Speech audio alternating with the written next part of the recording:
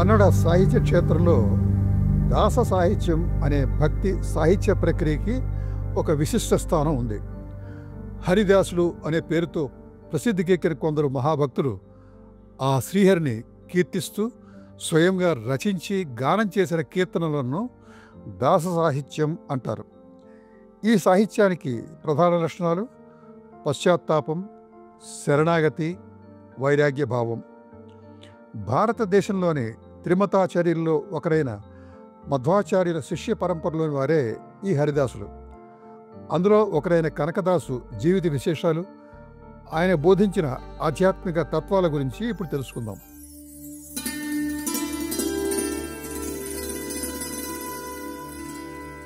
కనకదాసు 1508 సంవత్సరంలో కర్ణాటక ధార్వాడ జిల్లాలోని బాడా అనే గ్రామంలో జన్మించారు. తండ్రి పేరు బీరప్ప, తల్లి పేరు బచ్చమ్మ. బీరప్ప విజయనగర రాజుల వద్ద దండనాయకుడిగా పనిచేసేవాడు. జాతిరీత్యా వీరు కురుబ కులస్తులు. తల్లిదండ్రులు ఆయనకు తిమ్మప్ప అని నామకరణం చేశారు.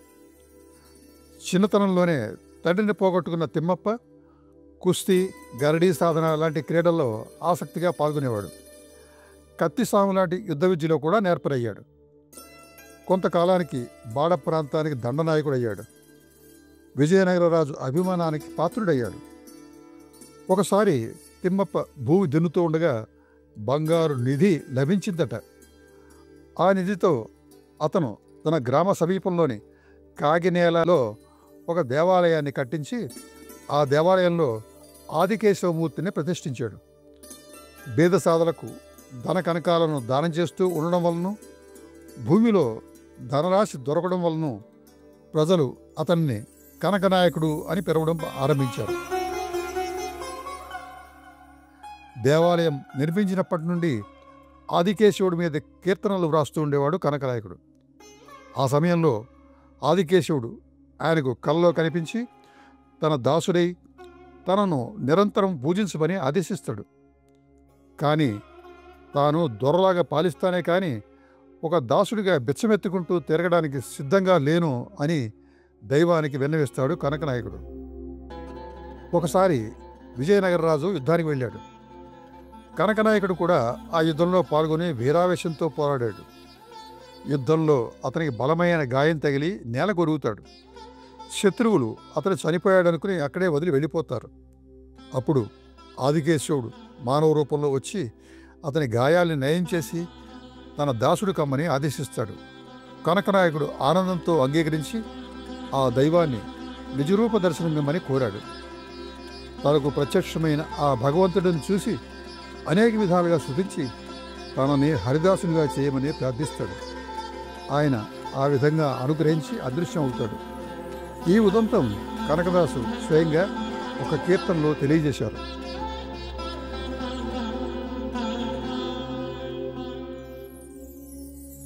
కొంతకాలానికి అతని తల్లి, భార్య మరణించడంతో రాచకార్యాల మీద ఆసక్తి తగ్గి వైరాగ్యం అంకురిస్తుంది. ఆ సమయంలో కలలో దర్శనమిచ్చిన ఆదికేశవుడి ఆజ్ఞ ప్రకారం వ్యాసరాయలు అనే గురువు వద్దకు వెళ్తాడు కనకనాయకుడు.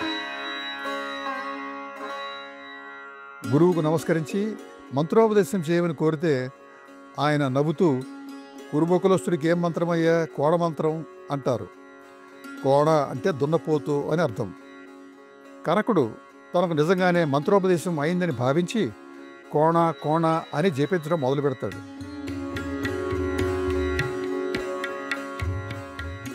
అతని భక్తికి మెచ్చి యమధర్మరాజు వాహనమైన దున్నపోతు అతనికి ప్రత్యక్షమైందట. కనకుడు ఆ దున్నపోతుని తోలుకుని గురువు గారి దగ్గర వెళ్ళి, స్వామి, మీరు ఉపదేశించిన మంత్రం సిద్ధించింది, తర్వాత ఏం చేయమంటారో సెలవేయండి అని ప్రార్థిస్తాడు.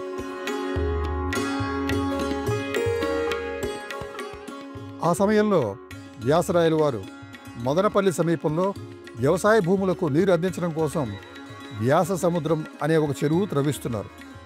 కానీ దానికి ఒక బండరాయి అడ్డుగా నిలిచి ఉండడం వలన నీటి ప్రవాహం ఆగిపోయింది. వ్యాసరాయలు కనకుడితో దున్నపోతు సహాయంతో ఆ బండరాయిలో రంధ్రం చేయించమని ఆజ్ఞాపిస్తారు. అది క్షణాల్లో తన కొమ్ములతో ఆ బండరాయిని చీల్చి అందులో ఒక బెజ్జం ఏర్పడేటట్టు చేసిందట. ఆ విధంగా అందులో నుండి ఆ చుట్టుప్రక్కల భూములకు నీరు ప్రవహిస్తుంది. నేటికి ఆ స్థలంలో కనకుడి బెజ్జం మనకు కనిపిస్తుంది. వ్యాసరాయలు సంతోషించి కనకుడిని తన శిష్యుడిగా స్వీకరించి ఉపదేశం చేస్తారు.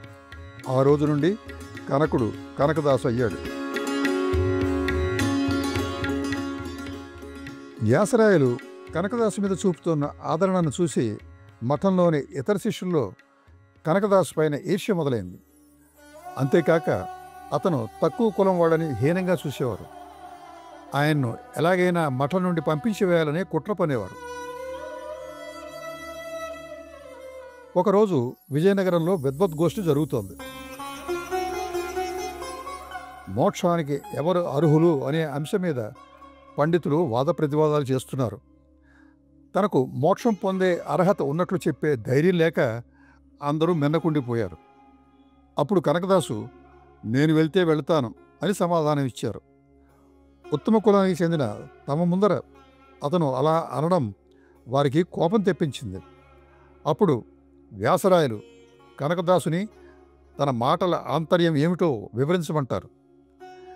కనకదాసు నేను నాది అనే అహంకారం మానవుల్లో నుండి వెళ్ళిపోయినప్పుడే అతడు మోక్షానికి అర్హుడవుతాడు అని బదులిచ్చాడు. కనకదాసు తమ గురువు అనుమతితో హరిభజన చేస్తూ బేలూరు, హంపి, ఉడుపి, తిరుపతి వంటి అనేక పుణ్యక్షేత్రాలు దర్శిస్తారు. ఉడుపిలో ఆయన దైవ దర్శనానికి వెళ్ళినప్పుడు ఆలయ ధర్మకర్తలు కనకదాసు ఆలయంలో ప్రవేశించడానికి అనుమతి నిరాకరిస్తారు. దర్శనం కాలేదని దుఃఖిస్తున్న కనకదాసు ఆవేదనను శ్రీకృష్ణుడు గ్రహిస్తాడు. అప్పుడు దేవాలయ గర్భగుడి వెనుక వైపున ఉన్న గోడ పడిపోయిందని, తూర్పు ముఖంగా ఉన్న విగ్రహం పడమర వైపు తిరిగి కనకదాసుకు దైవ దర్శనం అయిందని చెబుతారు. ఇప్పటికీ అక్కడ నిర్మించిన కిటికీని కనక బండి అని పిలుస్తారు. కనకదాసు కీర్తనలోని కొన్ని ముఖ్యాంశాలు: తాళములేవియు లేని ఎవరికి తలుపులు 9, రేయింబవలు మూయక తెరచియుంచు జీవాత్మ, తానుండి అన్నియూ వదిలి పారవేసి త్వరగా పోవు సమయమున వీరు వారు కాగలరా, నీవే రక్షించు మమ్ములు అనవరతము.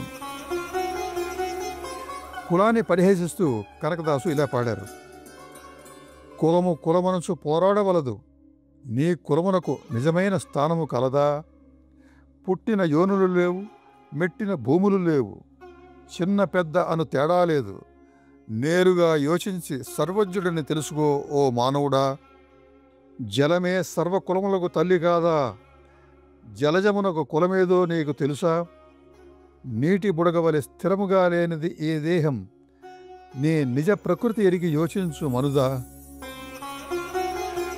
కనకదాసు చెప్పిన కొన్ని సూక్తులు: 1. అజ్ఞానులతోడి అధిక స్నేహం కంటే సుజ్ఞానులతోడి జగడమే మేలు. 2. ఎవరు శ్రేయాభిలాషులో నమ్మవద్దు, ఎవరికెవరూ లేరు ఆపదలు కలిగినప్పుడు. కనకదాసు ఎన్నో కీర్తనలు రచించడంతో పాటు మోహన తరంగిణి, నలచరిత్ర, హరిభక్తి సారం, రామధ్యాన చరిత్ర, నృసింహస్తవం అనే కావ్యాలు కూడా రచించారు. కనకదాసు సూచించిన విధంగా కులమత భేదాలు పరిగణించకుండా మానవులందరూ సమానమే అన్న సత్యాన్ని గ్రహించి సమాజంలో సామరస్యం సాధించడానికి కృషి చేద్దాం.